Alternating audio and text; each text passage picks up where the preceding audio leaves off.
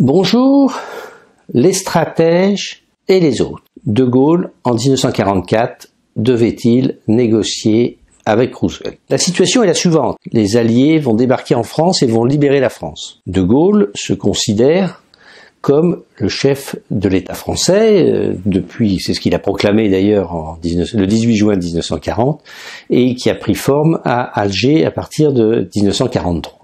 Avec le Conseil national de la résistance. Mais Roosevelt ne l'entend pas du tout de cette oreille, même si bientôt d'ailleurs il n'entendra d'aucune oreille l'année suivante.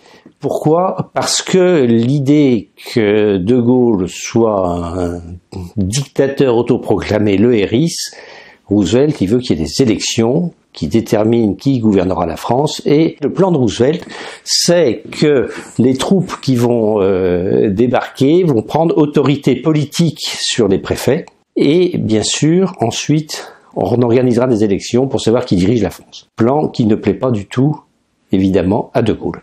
Alors, Churchill, qui est embêté de cette affaire-là, dit à De Gaulle, il faudrait quand même négocier avec Roosevelt. Et voilà ce que De Gaulle en dit dans ses mémoires. Je m'appuie sur un livre dont je connais bien l'auteur, enfin les mémoires de Gaulle, mais un livre qui en fait la recension. Voilà ce que dit De Gaulle. Pourquoi semblez-vous croire que j'ai apposé devant Roosevelt ma candidature pour le pouvoir en France?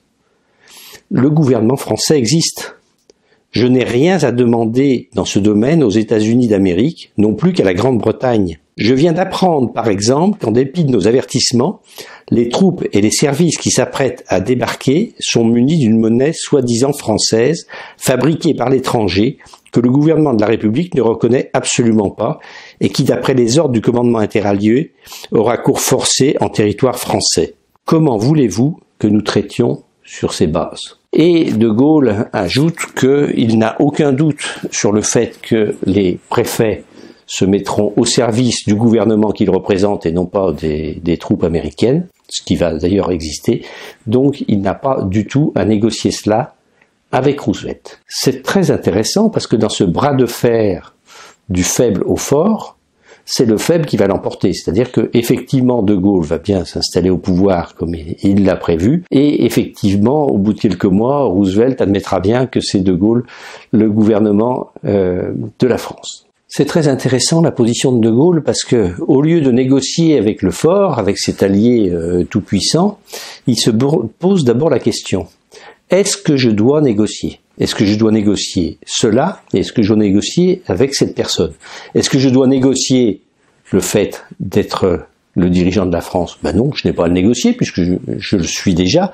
Et si je commençais à le négocier, ça voudrait dire que tout ce que j'ai fait avant, je n'y croyais pas, était absurde et invalidé. Et est-ce que j'ai à négocier avec cette personne-là, en l'occurrence avec Roosevelt? Ben non, Roosevelt, il représente peut-être il représente le pays qui va libérer la France, certes, mais là, ce qui gouverne la France, il s'agit d'une affaire entre Français, donc ça ne concerne pas du tout Roosevelt. C'est très important parce que effectivement, comme on veut en général souvent arranger les choses, être coopératif, etc., on a tendance à se précipiter dans une négociation pour bien coopérer. Et avant, il faut toujours se poser cette question: est-ce que cela, j'ai à le négocier, et est-ce que j'ai à négocier avec cette personne?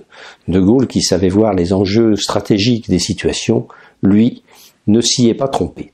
Voilà les stratèges et les autres, ce que je voulais vous dire sur l'année 1944, De Gaulle et la négociation. Il me reste bien sûr à vous inciter à vous abonner à cette chaîne YouTube. À bientôt!